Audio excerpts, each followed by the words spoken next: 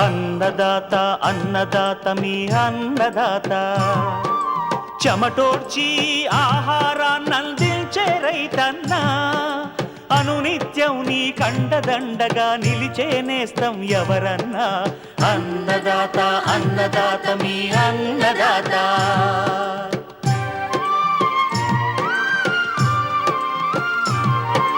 నూతన రీతుల సాగుబడికి, నూరింతలు పెరిగే దిగుబడికి సూచనలిచ్చే సస్య రక్షణకు, పశు పోషణకి శాస్త్ర విజ్ఞానం అందించి ముందుకు నడిపే తెలుగు రైతు భారతదేశానికి మకుటం అయ్యేలా తీర్చిదిద్దే ఆశయంతో మిమ్ము మేలు కొలిపేది అన్నదాత.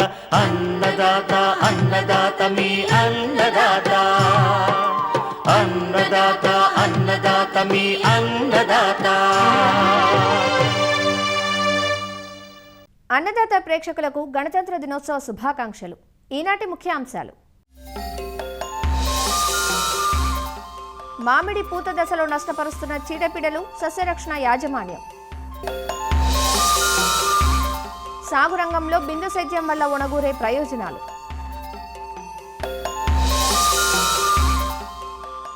ఇంకా జై కిసాన్ వ్యవసాయ సమాచారం.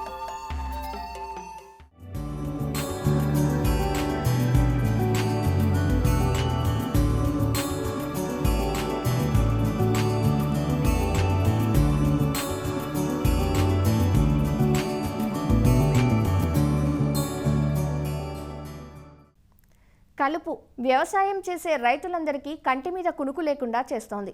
ఎంతలా అంటే కలుపును సకాలంలో నివారించలేక పంటను వదులుకున్న సందర్భాలు ఉన్నాయంటే అతిశయోక్తి కాదు. కలుపు మొక్కలు నీరు, పోషకాల కోసం ప్రధాన పంటతో పోటీ పడటమే కాకుండా పలు రకాల చీడపీడలను వ్యాపింపచేస్తాయి. నీటి వసతి పుష్కలంగా ఉన్న రైతులు రబీలో వరి సాగుకు సిద్ధం కాగా, కూలీల కొరత ఉన్న చోట్ల దమ్ములో నేరుగా వరిని విత్తుకునే పద్ధతికి అలవాటు పడుతున్నారు.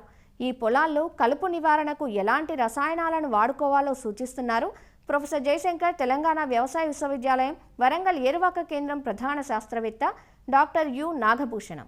ప్రపంచవ్యాప్తంగాను మరియు భారతదేశంలోనూ మరియు తెలంగాణ రాష్ట్ర వ్యాప్తంగా కూడా ప్రధానమైనటువంటి ఆహార పంటల్లో వరి అనేది చాలా ప్రధానమైనటువంటి ఆహార పంట.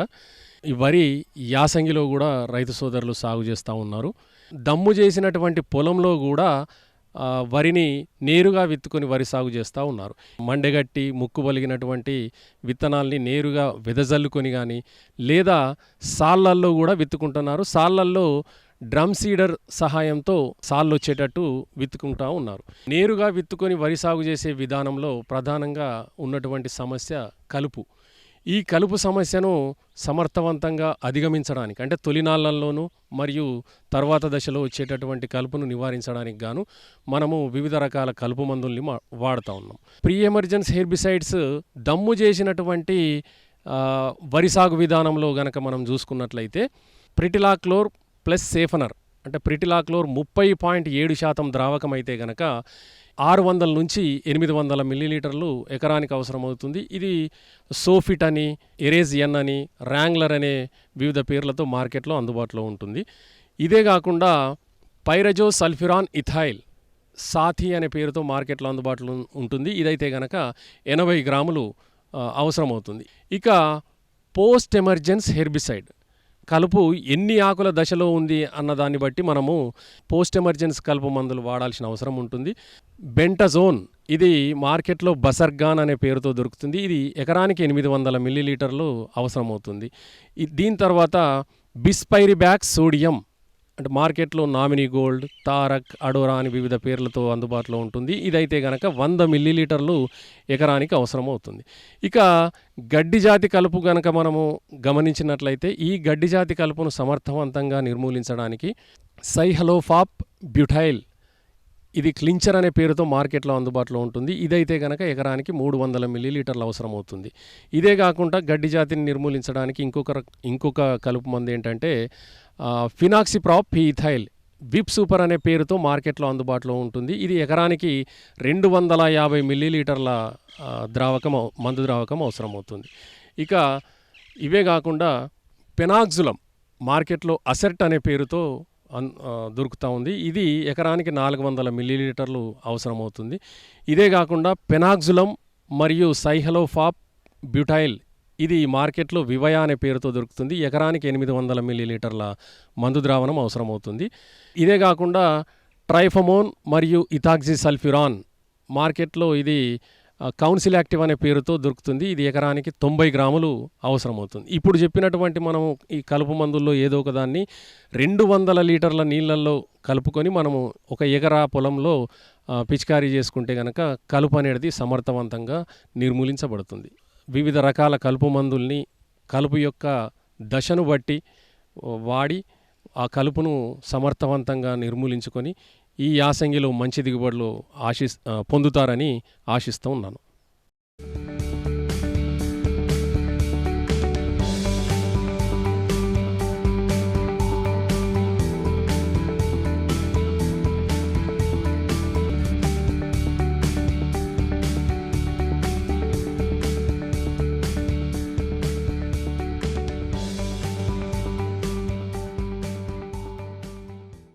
సకల జీవకోటికి ప్రాణాధారం నీరు. వ్యవసాయ రంగంలో అత్యధికంగా 84% వరకు నీటిని వినియోగిస్తున్నాం. సంప్రదాయ విధానాల వల్ల నీటి వినియోగం ఎక్కువగా ఉంది. దీనికి తోడు తరచూ వర్షాభావ పరిస్థితుల వల్ల చాలా ప్రాంతాల్లో భూగర్భ జలాలు అడుగంటిపోవటంతో నీటి ఎద్దడితో రైతులు అనేక సమస్యలు ఎదుర్కోవటం కళ్ళారా చూశాం. ఈ గడ్డు పరిస్థితులను అధిగమించి సాగునీటి వినియోగ సామర్థ్యాన్ని సమర్థవంతంగా పెంచేందుకు రైతుల ముందున్న చక్కటి పరిష్కారం బిందు సేద్యం. వ్యవసాయ, ఉద్యాన పంటలకు ఈ డ్రిప్ నీటిపారుదల పద్ధతిని ఉపయోగించుకోవచ్చు. సాగు రంగంలో బిందు సేద్యం ఆవశ్యకతను తెలియజేస్తున్నారు ఆచార్య ఎన్జీ రంగా వ్యవసాయ విశ్వవిద్యాలయం ప్రాంతీయ వ్యవసాయ పరిశోధనా స్థానం పరిశోధనా సహాయ సంచాలకులు డాక్టర్ భరతలక్ష్మి. ఆరుతడి పంటల్లో నీటి యాజమాన్యం అనేది చాలా ముఖ్యమైనటువంటి అంశము.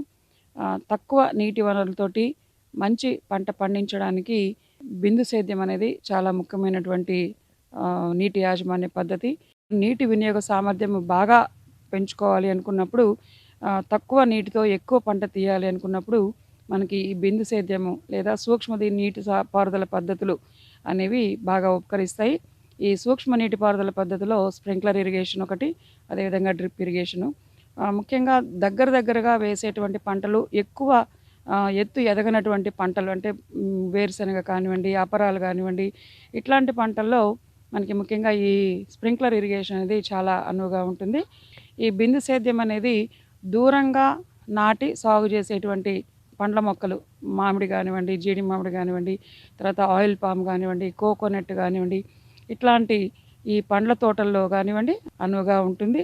అలాగే మరి సంవత్సరం పాటు పెంచేటువంటి చెరుకు పంటలో కూడా ఈ బిందు సేద్యం అనేది చాలా అనువుగా ఉంటుంది. ఈ చెరుకు పంటలో డ్రిప్ పాటించడం వలన దిగుబడి దాదాపు 20% పెరుగుతుంది. అదేవిధంగా నీటి వినియోగ సామర్థ్యం కూడా 30% వరకు పెరుగుతుంది అన్నట్లుగా పరిశోధనలు తెలియజేస్తున్నాయి. మరి చెరుకులో ఒకవేళ బిందు సేద్యం పాటించాలి అనుకుంటే ఈ జంట వరుసల పద్ధతి లేదా జంట చాళ్ల పద్ధతి కనుక పాటించినట్లయితే తక్కువ కాస్ట్ తోటి మనం డ్రిప్ వేసుకోవడానికి అవకాశం ఉంటుంది. రైతాంగము డ్రిప్ మొదట్లో వేసినప్పటికీ దాని మెయింటెనెన్స్ అనేది సరిగ్గా లేకపోవడం వలన చాలామంది తీసేస్తున్నారు. దానివల్ల ఎంతో విలువైనటువంటి ఆ డ్రిప్ టెక్నాలజీ అనేది వృధా అయిపోతుంది. మరి ఈ డ్రిప్ పాటించడం వల్ల మనకి చాలా లాభాలు ఉన్నాయి. తక్కువ నీటితో ఎక్కువ విస్తీర్ణంలో మనము నీటి వసతి కింద తీసుకురావచ్చు. అలాగే మనం ఎరువుల్ని కూడా ఈ నీటి ద్వారా అందించడం వలన తక్కువ ఎరువుల మోతాదుతో పంటను పండించుకోవడానికి అవకాశం ఉంటుంది. అది సాధారణంగా ఈ డ్రిప్ ఫర్టిగేషన్కి లిక్విడ్ ఫర్టిలైజర్స్ వాడాలని అనుకుంటారు, అంత అవసరం లేదు. సాధారణంగా వాడేటువంటి మనము ఉపయోగించేటువంటి నత్రజని ఎరువు యూరియా కానీ, అదేవిధంగా వైట్ పొటాష్ కానీ మనము డ్రిప్ ఇరిగేషన్ కూడా ఉపయోగించుకోవచ్చు. మరి దీనివల్ల మనకి దాదాపు 25% వరకు ఈ ఎరువుల ఖర్చు తగ్గుతుంది అనేది కూడా మనకి పరిశోధనలు తెలియజేస్తున్నాయి. అలాగే ల్యాండ్ లెవలింగ్ లేనటువంటి ప్రాంతాల్లో కూడా ఈ డ్రిప్ ఇరిగేషన్ బాగా ఉపయోగించుకోవచ్చు. అట్లాగే మనకి పంట ఒకే విధంగా పెరగడానికి ఈ డ్రిప్ పద్ధతి అనేది చాలా అనుకూలంగా ఉంటుంది. ఎందుకంటే మొదటి మొక్క ఎంత నీరు ఇస్తామో చివరి మొక్క కూడా అంతే నీరు అందుతుంది కాబట్టి పంట యూనిఫామ్గా ఎదగడానికి అవకాశం ఉంటుంది. ఈ డ్రిప్ ద్వారా కూడా ఈ పురుగు మందుల్ని ఉపయోగించి భూమి ద్వారా సంక్రమించేటువంటి తెగుళ్ళని కానీ పురుగులను కూడా నివారించుకోవచ్చు. సో అట్లాగే మరి ఇక్కడ భూమి అంతా తడవడం అనేది ఉండదు కాబట్టి మనకి ఈ కలుపు ఉధృతి కూడా తక్కువగా ఉంటుంది. కలుపు యాజమాన్యం కూడా తక్కువ ఖర్చుతోటి చేసుకోవచ్చు. సో ఈ రకంగా మనకి ఈ బిందు సేద్యం వలన ఎన్నో ఉపయోగాలు ఉన్నాయి. రైతులు కొంచెం మెయింటెనెన్స్ అనేది తగినటువంటి జాగ్రత్తలు తీసుకొని పాటించినట్లయితే మనకి తక్కువ నీటితో మంచి నాణ్యమైనటువంటి పంటని అధిక దిగుబడిని తీసుకోవడానికి అవకాశం ఉంది. అయితే రైతాంగం గుర్తుపెట్టుకోవాల్సింది ఏంటంటే మనకి ఈ మెయిన్స్, సబ్ మెయిన్స్, అదేవిధంగా లాటరల్స్ ఇవన్నీ కూడా మనకు క్లీనింగ్ ప్రాసెస్ అనేది కొంచెం జాగ్రత్తగా చూసుకోవాలి. ఆ ప్రెషర్ గేజ్ కరెక్ట్గా ఉందా లేదా, దానిలో ప్రెషర్ మెయింటైన్ అవుతుందా లేదా అనేది చెక్ చేసుకోవడం. ఇదొక రైతులు ఒక దైనందిన కార్యక్రమంగా పెట్టుకొని ఈ డ్రిప్ ఫాలో అయ్యేవాళ్ళు కనుక కొంచెం చిన్న చిన్న మెలకువలు మనకి ఈ సబ్ మెయిన్స్ ఓపెన్ చేసుకొని ఫ్లష్ వాల్స్ ఓపెన్ చేసినట్లయితే ఆ సబ్ మెయిన్స్లో ఉన్నటువంటి బ్లాక్ అయినటువంటి ఏమైనా వేస్ట్ పార్టికల్స్ ఉంటే అవన్నీ కూడా బయటకు వెళ్ళిపోతాయి. అలాగే వారానికి ఒకసారి ఈ లేటరల్స్ని ఎండ్ క్యాప్స్ తీసేసి మనము డ్రిప్ రన్ చేసినట్లయితే ఈ నీరంతా కూడా బయటికి ఫోర్స్ తోటి రావడం వలన లేటరల్స్లో ఏమైనా ప్రాబ్లం ఉన్నట్లయితే అది కూడా క్లియర్ అవ్వడానికి అవకాశం ఉంటుంది. ఒక్కొక్కసారి డ్రిప్పర్స్ క్లాగ్ అయిపోయి మనకి నీరు డెలివరీ అనేది ఉండదు. సో అట్లాంటప్పుడు మనము కొంచెం యాసిడ్ ట్రీట్మెంట్ అది కనుక చేసుకున్నట్లయితే ఈ డ్రిప్పర్స్ అన్నీ కూడా క్లియర్ అయ్యి వాటర్ డిశ్చార్జ్ అనేది యూనిఫామ్గా రావడానికి అవకాశం ఉంటుంది. సో చిన్న చిన్న మెలకువలు కనుక పాటించినట్లయితే మంచి నాణ్యమైన పంటని తీసుకోవడానికి అవకాశం ఉంటుంది.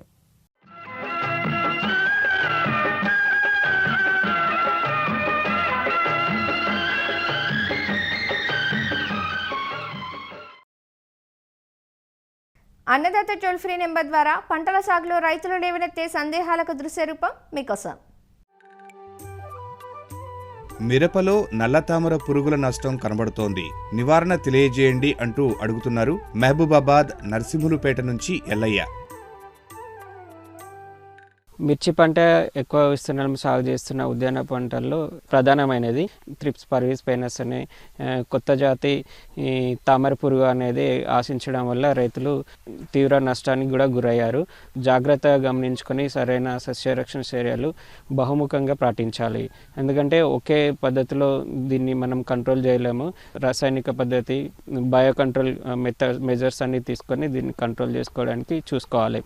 ఈ త్రిప్స్ పర్వీస్ పైన స్ప్రెడ్ కాకుండా ఉండడానికి మనకు బొటానికల్స్ అయితేనేమో మనకు వేప నూనె అయితే లీటర్కి 10,000 ppm అయితే 3 ml, అలాగే గానుగ నూనె అయితే లీటర్కి 2 నుంచి 3 ml పిచికారీ చేసుకోవచ్చు.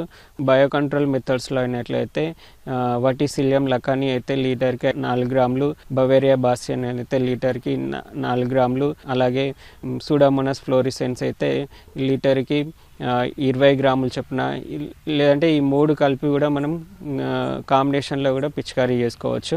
సో దీనివల్ల ఏంటంటే మనకు సహజ సిద్ధమైనటువంటి ఈ మిత్ర పురుగులు నశించకుండా ఉంటాయి.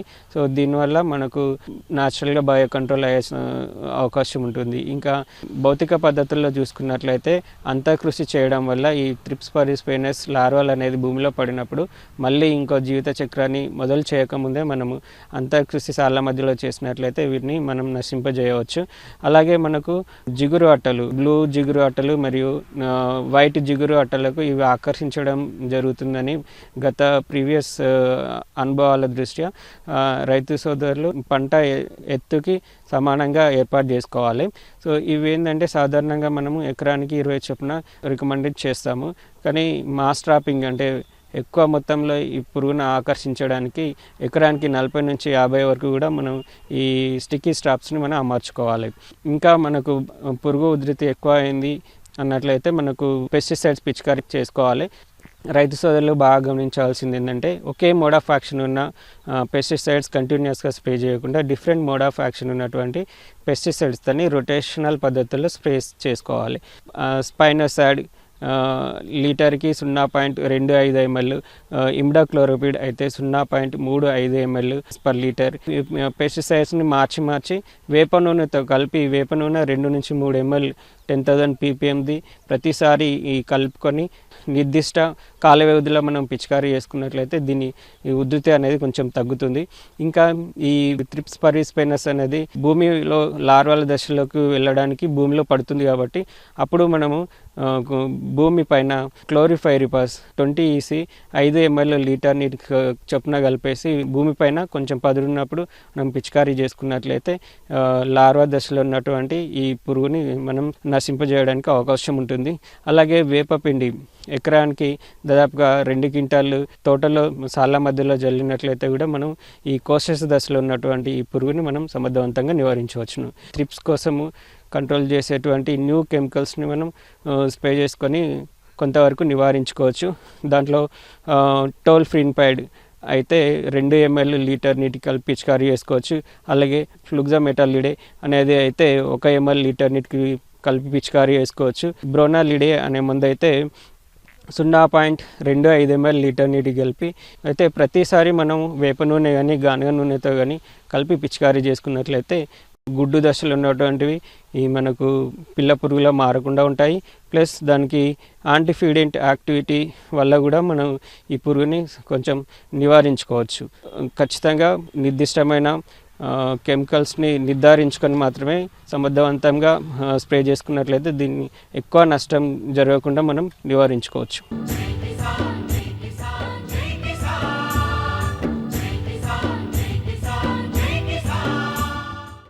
వ్యవసాయ సమాచారం ఇప్పుడు జై కిసాన్లో చూద్దాం. శ్రీ కొండా లక్ష్మణ్ తెలంగాణ రాష్ట్ర ఉద్యాన విశ్వవిద్యాలయం ఉద్యాన మరియు పట్టు పరిశ్రమల శాఖ ఆధ్వర్యంలో వికారాబాద్ జిల్లాలో మామిడి సాగుపై రైతులకు అవగాహన సదస్సు జరిగింది. జిల్లా కలెక్టర్ సి నారాయణ రెడ్డి, ఉద్యాన విశ్వవిద్యాలయం వైస్ ఛాన్సలర్ నీరజ ప్రభాకర్, శాస్త్రవేత్తలు, అధికారులు కార్యక్రమంలో పాల్గొన్నారు. వికారాబాద్ ప్రాంతం ఉద్యాన పంటల సాగుకు అనుకూల వాతావరణం కలిగి ఉందని, తెలంగాణ ప్రభుత్వం సైతం సాగుకు ప్రాధాన్యతనిస్తున్నందున అవకాశమున్న రైతులు పంటల సాగుకు ముందుకు రావాలని కలెక్టర్ సూచించారు. ఈ సందర్భంగా ఏర్పాటు చేసిన క్షేత్ర పర్యటనలో జిల్లాలోని పూడూరు పరిసర ప్రాంతాలలో సాగవుతున్న మామిడి తోటలు, పూల తోటలను అధికారులు సందర్శించి రైతులకు పలు సూచనలు అందించారు. ఈ మధుగారి మామిడి తోటకి ఇక్కడ రావడం జరిగింది. ఇక్కడ 130+ రకాలను వీరు పెంచుతున్నారు. ఇందులో ఉన్నటువంటి కొన్ని సమస్యలు గమనించడం జరిగింది. దానికి తగిన సలహాలు ఇవ్వడం జరిగింది. వికారాబాద్ అని అంటే ఈ యొక్క తాండూరు, పరిగి, వికారాబాద్ ఇవన్నీ కూడా మనకి కూరగాయ సాగు చేసేటువంటి రైతులు ఎక్కువగా ఉన్నారు. కానీ ఈ మధ్యకాలంలో ఈ కూరగాయల సాగు అనేది చాలా తగ్గుతూ వచ్చింది. దానికి రకరకాల కారణాలు ఉన్నాయి. ముఖ్యంగా చదువుకున్న యువత వేరే ప్రొఫెషన్స్కి వెళ్ళడము, అదేవిధంగా ఈ యొక్క రియల్ ఎస్టేట్ వల్ల ఈ యొక్క నేల ధరలు పెరగడము, రైతులు చాలా వరకు వీరు యొక్క సాగు మీద ఇంట్రెస్ట్ అనేది తగ్గిపోతూ వచ్చింది. కాకపోతే మనకేంటంటే ఇప్పుడు హైదరాబాదులో ఉన్నటువంటి జనాభాకి అవసరమైనటువంటి కూరగాయలంతా కూడా మనకి చుట్టుపక్కల పండించేటువంటి ఏరియా నుండే కాకుండా మనకి ఇతర రాష్ట్రాల నుండి కూడా రావడం జరుగుతుంది. మరి మన వాళ్ళకి కావాల్సినటువంటి కూరగాయలని మన రైతులు పండించేసి వాటి ద్వారా వచ్చేటువంటి లాభం కూడా మన రైతులకే చెందాలనేటువంటిది నా ముఖ్య ఉద్దేశము. సో దీనికి సంబంధించి మరి రైతులు కూరగాయల సాగు వైపు మళ్లించడానికి కావాల్సినటువంటి సాంకేతిక పరిజ్ఞానం కానీ సలహా సంప్రదింపులు మా యొక్క ఉద్యాన విశ్వవిద్యాలయం ఇవ్వడానికి ఎప్పటికీ కూడా రెడీగా ఉంటుందని తెలియజేస్తున్నాను. సో ఏ రైతులైతే మనకి ఈ యొక్క రేటును గమనించి దాని తద్వారా అంటే స్టాగర్డ్ సోయింగ్ అంటే వారం 10 రోజులు, 15 రోజులు, నెల రోజుల వ్యవధితోటి కొద్ది ఏరియాల్లో కల్టివేషన్ చేపట్టినట్లయితే అంటే ఒక సీజన్లో ఒక నెల అటువంటి పంటకి సరైన రేటు రానప్పటికీ కూడా మళ్ళీ నెక్స్ట్ ఇంకొచ్చేటువంటి పంటకి ఆ యొక్క అంటే పెరిగిన రేటు వచ్చేటువంటి అవకాశం ఉంది.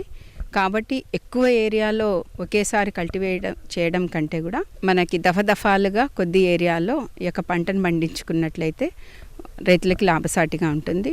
ఇక్కడ మధుగారి మ్యాంగో గార్డెన్ దాదాపు 132 రకాలతోని చాలా బాగా మెయింటైన్ చేస్తున్నారు. రకరకాల వెరైటీస్ దేశవ్యాప్తంగా ప్రసిద్ధి చెందిన అన్ని వెరైటీస్ తీసుకొచ్చి ఆయన ఇక్కడ ఒక శాస్త్రీయ పద్ధతిలో సాగు చేస్తున్నారు. ఇక్కడ రైతులు చాలామంది ఈ సాగును చూసి వారు కూడా ఈ యొక్క యాజమాన్య పద్ధతులను పుణికిపుచ్చుకొని అందరూ కూడా అభివృద్ధి చెందాలని కోరుతున్నాను. అదేవిధంగా చాలా రేర్ వెరైటీస్ సాగు చేస్తున్నారు. ఇది ఒక జర్మ్ ప్లాజం లాగా, ఒక జీన్ బ్యాంక్ లాగా కూడా ఉపయోగపడుతుంది. జిల్లాలో 132 మామిడి రకాలను సాగు చేస్తున్న రైతు మధుసూదన్ క్షేత్రాన్ని అధికారులు సందర్శించారు. ఈ సందర్భంగా ఆయనకు పలు సూచనలు అందించారు. వికారాబాద్ జిల్లాలోని నేలలు ఉద్యాన పంటల సాగుకు అనువుగా ఉంటాయని, ఇక్కడ పండిన పంటలకు మార్కెట్లో డిమాండ్ ఉంటుందని అధికారులు చెబుతున్నారు. సాగులో ఎప్పటికప్పుడు మేలైన యాజమాన్యాన్ని పాటించి మంచి పంటలు పండించాలని సూచిస్తున్నారు. మధు గారి తోటకొచ్చాము, ఫార్మర్ తోటకి, మామిడి వికారాబాద్లో. ముఖ్యంగా మామిడి పూత ఈ సంవత్సరం బాగా ఉంటుంది. ఎందుకంటే చలి ఈ సంవత్సరం బాగా ఉంది కనుక ప్రతి చెట్టు కూడా ఈసారి మామిడి పూత బాగా వస్తుంది. అయితే ఇప్పుడు వచ్చే మామిడి పూత ఏదైతే ఉందో ఆ మామిడి పూతని మనం కాపాడుకొని దాని నుంచి ఫలసాయం ఎక్కువ తీసుకోవాలంటే నీటి యాజమాన్యం చాలా ముఖ్యం. పూత బాగా వచ్చింది కనుక తప్పనిసరిగా డ్రిప్ పద్ధతి ద్వారా నీరుని ఇవ్వడం స్టార్ట్ చేయాలి.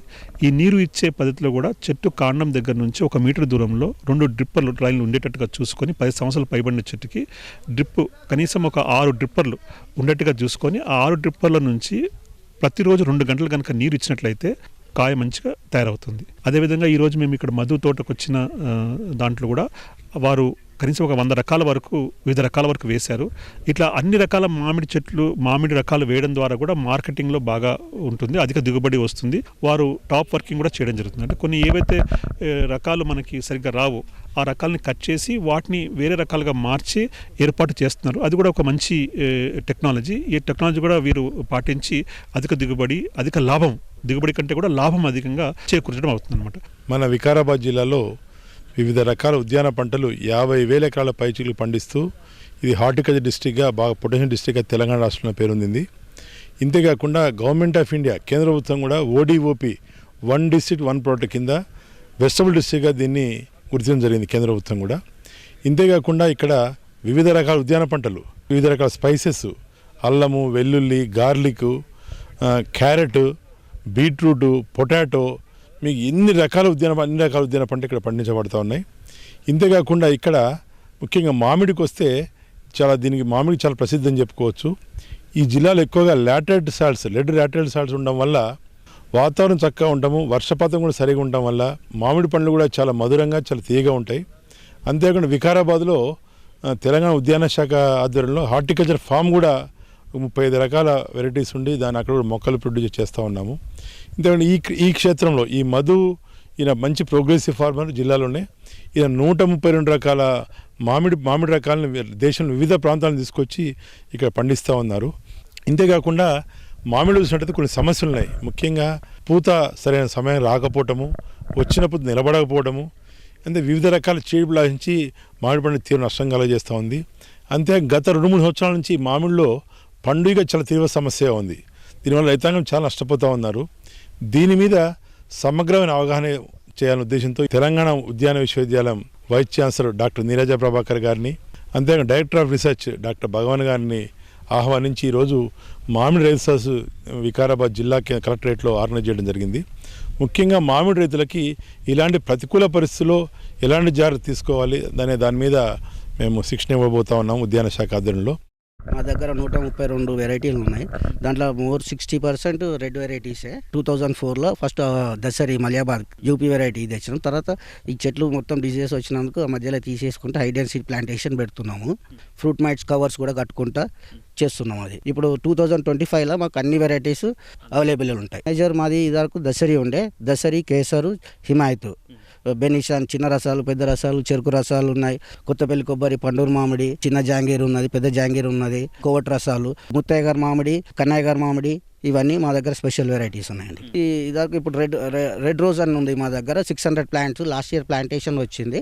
అది కూడా more than 500 to 600 grams Himayat వేరే కట్ ఫ్రూట్ ఉంటుంది. అది కూడా షుగర్ ఫ్రీ. అది రెడ్ రోజ్ మోస్ట్లీ ఈ ఆర్గానిక్ మాన్యూర్ వేస్తాము. అది ఎక్కువ అంటే అమాస పుణ్యానికి ఎక్కువ మేము పంచకావ్యము, వేస్ట్ డికంపోజరును, దశపత్ర ఆకులది స్ప్రే చేస్తుంటాము. మళ్ళీ భూమికి కూడా కార్బన్ వాల్యూ వేయడానికి జీవామృతం స్ప్రే 15 days ఒకసారి కిందికి స్ప్రే చేస్తాం భూమికి. వికారాబాద్ జిల్లా హైదరాబాద్ పట్టణానికి సమీపాన ఉన్నందున మార్కెటింగ్ పరంగా రైతులకు ఎలాంటి ఇబ్బందులు ఉండవని అధికారులు చెబుతున్నారు. అలానే పంటల సాగులోనూ మెళకువలతో వ్యవహరించి మంచి ధరలు పొందాలని సూచిస్తున్నారు. మరిన్ని విభిన్న అంశాలతో రేపటి అన్నదాతలో మళ్ళీ కలుసుకుందాం. అంతవరకు సెలవు. నమస్కారం. అన్నదాతలు తమ సందేహాలు, సమస్యలను 1800 425 4085 టోల్ ఫ్రీ నెంబర్లో ఉదయం 10 గంటల నుంచి 11 గంటల మధ్య పని దినాల్లో సంప్రదించగలరు. ఈ కార్యక్రమాన్ని యూట్యూబ్లో www.youtube.com/annadaata ETV లింక్ ద్వారా వీక్షించవచ్చు.